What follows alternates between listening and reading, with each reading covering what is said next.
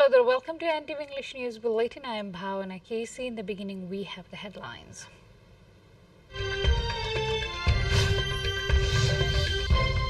Hindu women across the country and elsewhere celebrating Haritalika Tees, fanfare seen in Shiva temples and shrines since early morning.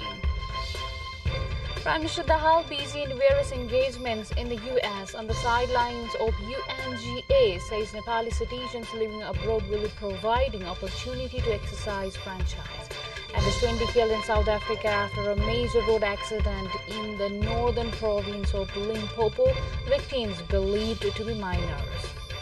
And North Korean leader Kim wraps up his defense-focused Russia visit after nearly a week. Chinese foreign minister visiting Russia ahead of possible Xi Jinping meeting.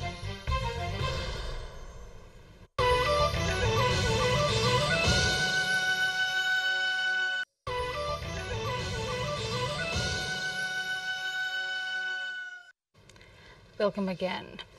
Now we have the news in details.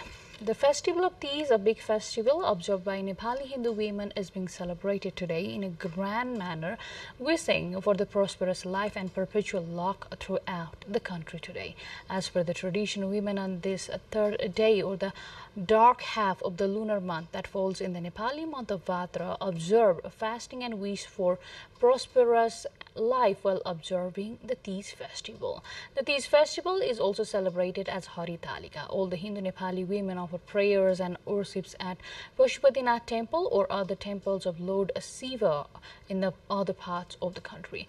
According to Skanda Purana, a religious scripture of the Hindus, this festival got the name Haritalika Tees, and it was on this very day in the Satyuga that the daughter of Himalayas Parvati was hidden by her mates because of her refusal to marry Lord Vishnu.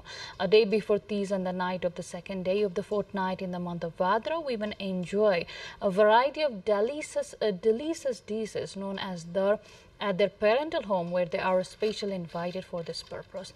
The women on the day of Tees are seen engrossed in jubilant dancing and singing in a carefree mood. Women in the morning today take ritual baths and offer worship, while in the evening they pay homage to Lord Shiva, light lamps and spend the night awake. As per the tradition, married women celebrate the festival wishing long life for their husbands, while the unmarried women who worship Lord Shiva and Parvati are believed to find an eligible groom. Today is also Vishwakarma Puja, which is an important Hindu festival that takes place every year in mid-September. In the Rig Veda, Lord Vishwakarma is regarded as the Lord of creation, the divine architect and engineer. The day is observed to commemorate Lord Vishwakarma's birth anniversary and is thus also known as Vishwakarma Jayanti. The celebration is generally done within the factory premises or shop, a floor, offices, workshops. All the machinery goods are worshipped along with the worship of Lord Vishwakarma. People also worship their vehicles along with machinery. Red and white cloth and holy threads are offered to machinery and vehicles. The picture of Vishwakarma is taken out in procession in many parts of the country after the worship is over. The Chaut Chandra festival, also known as Chautachan, is being celebrated in the Mithila region today with high veneration. Especially the Madhesi and the Thari communities of Mithila region observe the festival with special significance. The festival is celebrated on the fourth day of the bright half in the month of Bhadra. On this day, women of the family observe the festival, staying a day-long fast. The women observing the fast offer worship to the Ganesha and to the moon in the evening. The festival is concluded with the fasting women adorning the house courtyard with the cow dung paste after sunset and lighting a butter lamp at the altar of the anointed place.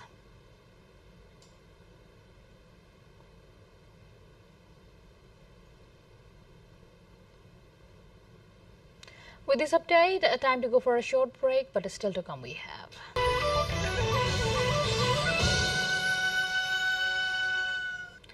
Welcome back.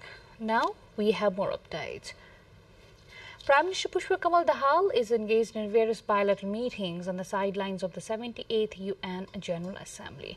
Prime Minister Dahal reached New York on Sunday as part of his visit to attend the UN General Assembly. He is scheduled to address the UNGA on September the 21st. He will also be addressing the UN SDGs and Climate Ambition Summit.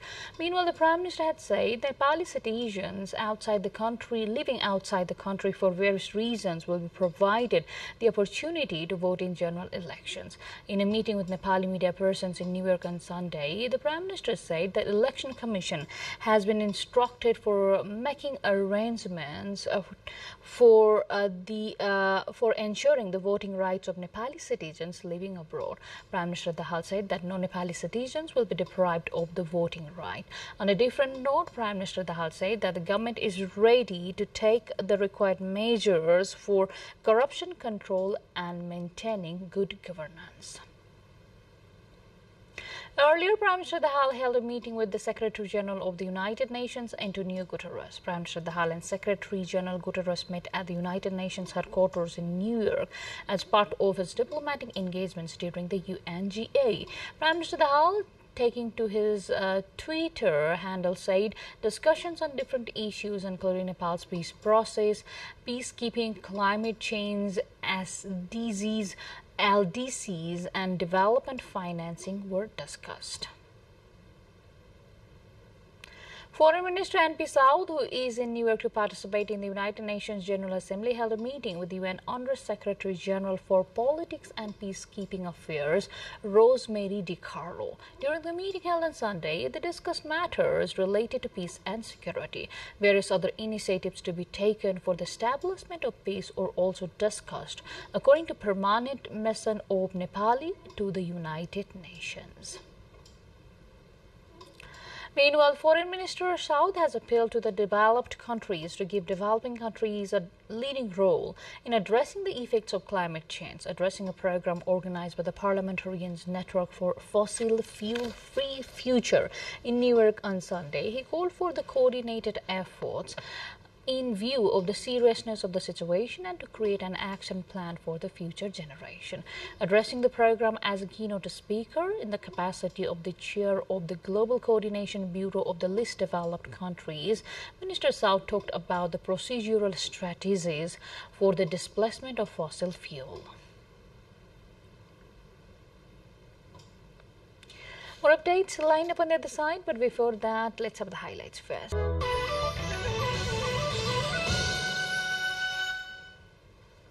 Welcome back. Now to the international updates. At least 20 people have died in South Africa after a major road accident in the northern province of Limpopo. The victims, believed to be minors, were on a bus which crashed head-on with a truck. They were being transported to one of the biggest diamond mines in the country, Venetia, owned by the mining giant De Beers. North Korean leader Kim Jong-un left Russia on Sunday after a rare 6-day visit that appeared to solidify his country's ties with President Vladimir Putin, fanning Western fears that Pyongyang could provide Moscow with weapons for its assault on Ukraine. Kim's tour of Russia's Far East, which began on Tuesday, focused intensely on military cooperation, including a symbolic exchange of rifles with Putin and an inspection of the state-of-the-art Russian weapons. Kim's first official visit abroad since the coronavirus pandemic has sparked concerns that Moscow and Pyongyang will defy Western sanctions to secure an arms deal that could help the Kremlin continue its assault against Ukraine.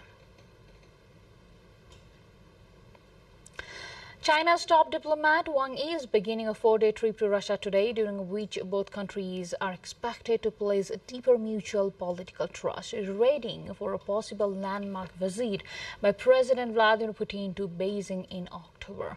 Wang, who heads the Foreign Ministry as well as the ruling Communist Party's Foreign Affairs Office, will meet Security Council Secretary Nikolai Patrushev for annual security talks, the Chinese Foreign Ministry said in a statement.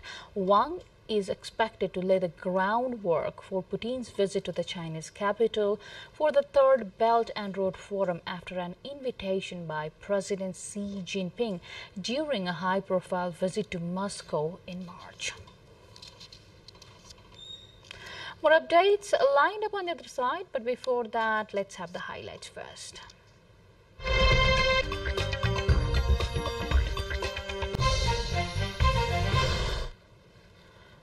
The United Nations Educational, Scientific and Cultural Organization UNESCO on Saturday added the Ha Long Bay Katba archipelago to the list of designated sites of the 45th session of the World Heritage Committee in Riyadh, Saudi Arabia.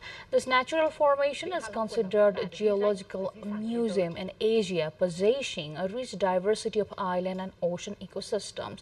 In 2013, the nomination dossier to nominate the Katba archipelago as World Natural Heritage was sent to the World Heritage Center and received the recommendation. Up to now, UNESCO has recognized 1,157 World Heritage Sites, including 218 Natural Heritage Sites. To maintain this position, localities that own heritage must strictly comply with regulations and conventions on the heritage conservation.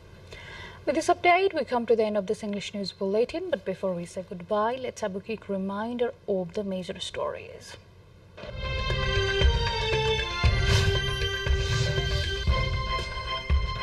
The women across the country and elsewhere celebrating Haritalika Tees, fanfare seen in Shiva temples and shrines since early morning.